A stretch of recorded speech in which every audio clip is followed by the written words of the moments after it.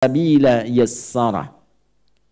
Manusia itu berproses dalam kandungan ibundanya di rahim beberapa masa, kemudian diberikan oleh Allah jalan keluar lahiran yang memudahkan. Ini ayat berbicara tentang prioritas kelahiran normal salah satunya. Makna jauhnya.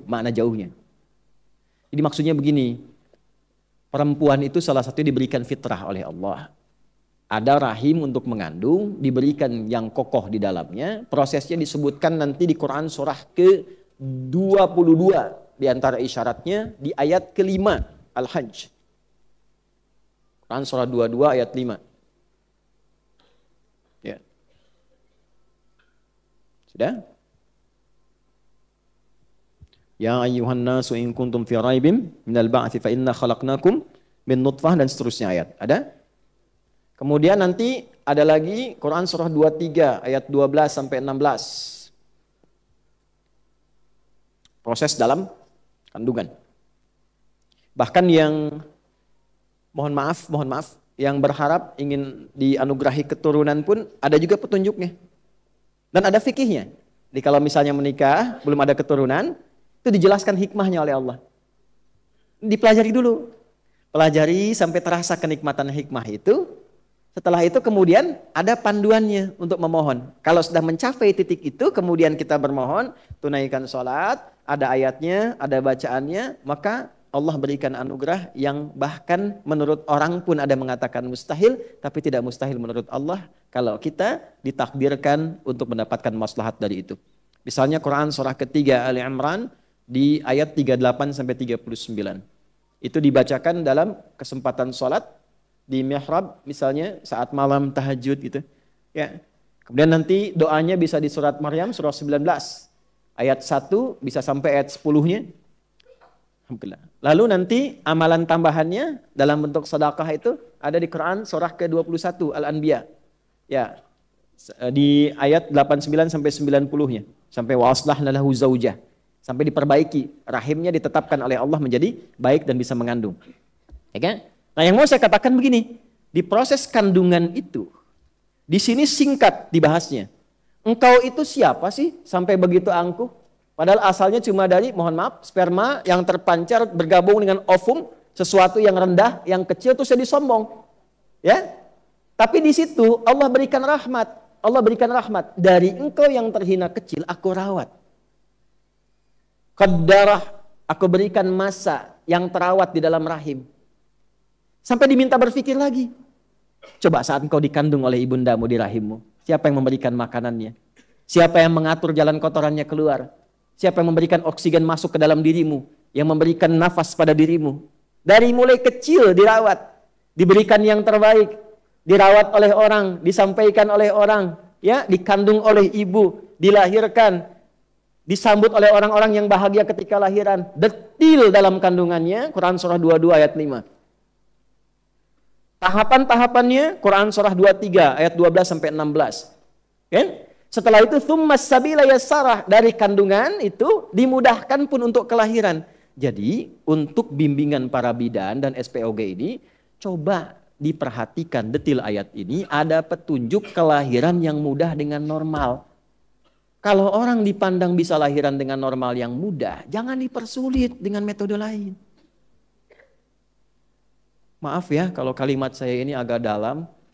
Jangan ngejar target tertentu dengan mengorbankan orang lain. Taruhannya nyawa.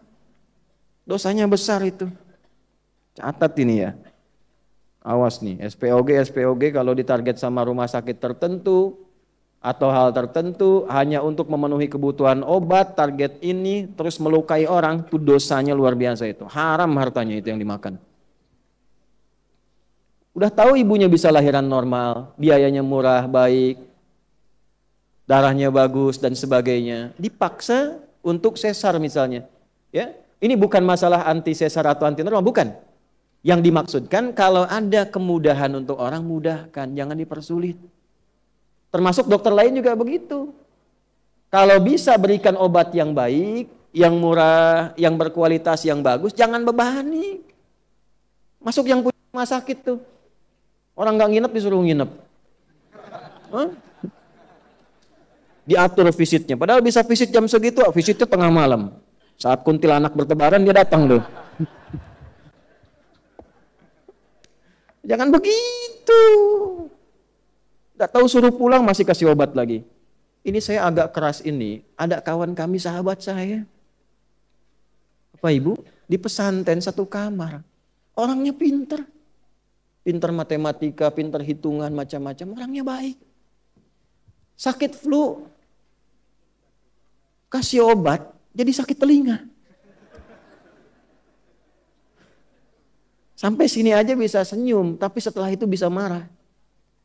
Konsultasi ke THT, dikasih lagi, kuat lagi, telinga makin sakit. Nyambung ke saraf. Sarafnya error sampai membentur-benturkan kepalanya ke tembok. Sampai nggak sadar, sampai meracau. Begitu berujuk lagi, dirujuknya ke rumah sakit jiwa. Marah kita sebagai temannya dengar itu. Dosa itu. Dosa. Kok bisa gitu begitu? Nah, makanya yang pendidikan-pendidikan koas dan sebagainya tata dengan baik itu. Nanti kalau terlalu ditekan dengan cara yang tidak baik melahirkan dokter-dokter yang tertekan juga pada akhirnya. Nah, rumus tekanan di fisika itu banding lurusnya dengan gaya di hukum Pascal itu. F berbanding lurus dengan P. Semakin banyak gaya, semakin banyak tekanan. Gitu. Pola hidup. Ini maaf ya saya cerita begini. Karena ini bukan nafas Quran. Apalagi mengaku muslim. Nggak bagus. Ditanya kutilal insan. Kok kamu bisa jadi begitu? Nah ini gambaran-gambarannya ya. Tolong kalau bisa dipermudah jangan dipersulit. Nah ini termasuk dalam konteks ini tafsir saya sebutkan. Ini bukan utak-atik ya. Ini ilmu tafsir. Sanadnya ada.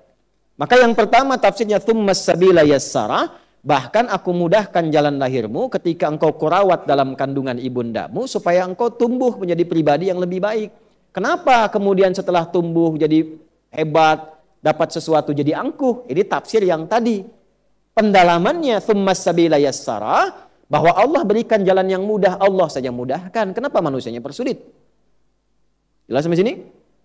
Paham ya? Nah, ini mohon maaf ya, ini karena sayang, bukan karena yang lain-lain. Ya, sayang tuh sayang ilmu. Kalau sayang hati untuk istri dan anak-anak saya. Yang kedua, tsummas sabila yassara, juga ada tafsir yang kedua yaitu menunjukkan jalan kebaikan dan keburukan. Itu diantaranya dari Quran surah 76 Al-Insan di ayat ketiga. Quran surah ke-76 Al-Insan. Halaman berapa? 587 ya kalau nggak salah, sebelah kanan bawah. Ayat nomor 3. Hal ata 'alal insani hinum minad dahri lam yakun syai'an madhkura. Manusia-manusia yang sibuk. Al-insan itu manusia yang merasa sibuk. Ya, kesibukan yang dijalani dari bangun tidur sampai tidur lagi itu insan. Manusia 5 nama ya. Kalau disebutkan akhlaknya, kelembutannya, fitrahnya itu ins. Lawannya jin.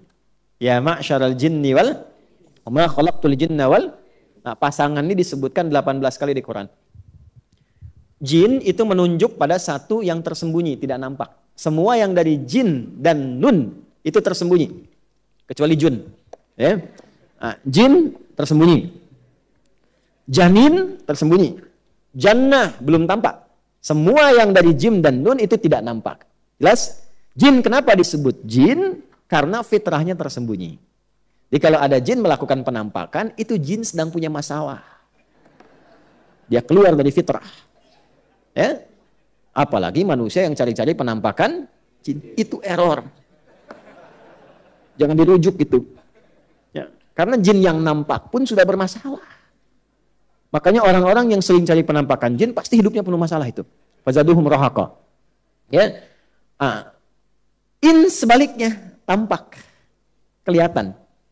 Ini tampak. Ya, tampak wajah, pulang tampak punggung, itu ins.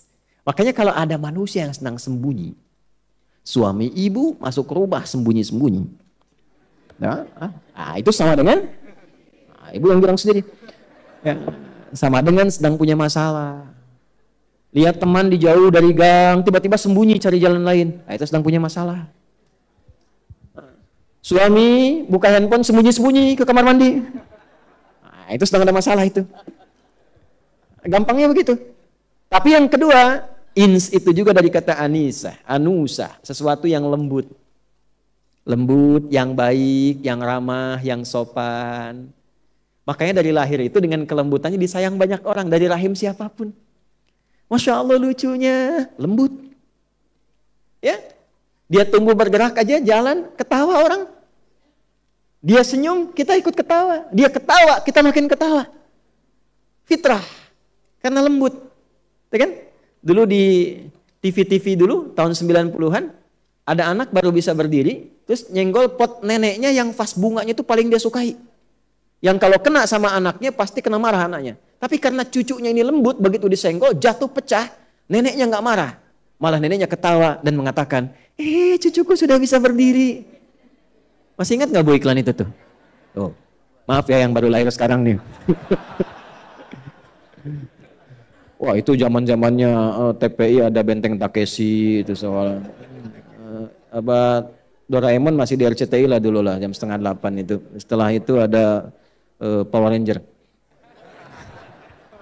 Saya tahu aja itu. Astagfirullah. Nah balik. Sampai di mana tadi kita? Dragon Ball Suzuki Watanabe baru meninggal kemarin yang bikinnya. Ya. Kenapa nyampe ke situ? Antum nih gara-garanya nih. Ya. Jadi lembut, ins. Lawannya jin. Jin itu kasar, tidak harmoni. Makanya bisa dipastikan tidak ada orang kemasukan jin jadi lembut. Permisi Ustadz, mau ikut ngaji, sedang kemasukan jin itu mustahil. Nah, maksudnya begini, kita itu tercipta lembut. Kenapa setelah tumbuh berkembang menjadi kasar? Antum tuh makhluk halus. Yang kasar itu jin. Makhluk halus. Kenapa mesti kasar? Kenapa kata-katanya harus demikian? Lembut kita, malu. Makanya kalau baca Quran tuh, baca itu malu, nangis kadang-kadang. Ya, loh kok saya ini kok makhluk lembut, kok barusan bicaranya nggak bagus gitu, nggak enak. Malu sama Allah tuh, nangis saja kita ya Allah. Mudah-mudahan nggak berlebihan gitu. Ya. Nah, insan itu terkait dengan aktivitas yang sibuk. Ya, seringkali disindir, ditanya, kok sibuk tapi nggak punya manfaat. Manfaat itu disebut soleh namanya, amalnya soleh. Rugi orang hidup begitu. Wal 'asr, innal insana lafi khusr. Sungguh banyak orang sibuk tapi rugi. Illal ladzina amanu, kecuali orang yang menyibukkan dirinya dengan imannya, maka iman mengajak dia wa amilus, mengerjakan pekerjaan yang banyak manfaat. Jadi bekerjanya bermanfaat. Ya, bukan hanya ibadahnya. Interaksinya bermanfaat, di keluarganya bermanfaat. Terasa keayahannya bagi anaknya, terasa menjadi suami bagi istrinya, terasa jadi istri untuk suaminya. Manfaatnya ada. Terasa jadi anak untuk ibunya. Demikian seterusnya.